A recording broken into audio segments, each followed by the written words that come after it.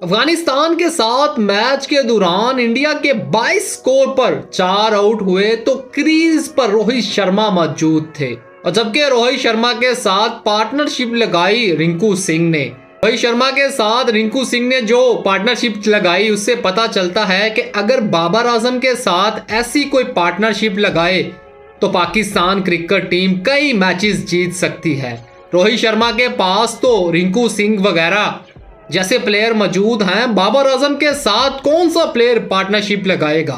Pakistan cricket team की Australia के हाथों टेस्ट सीरीज में शिकस्त और उसके बाद न्यूजीलैंड में 4 T20 मैचेस में लगातार शिकस्त की वजह से नतीजे सामने आना शुरू हो गए हैं।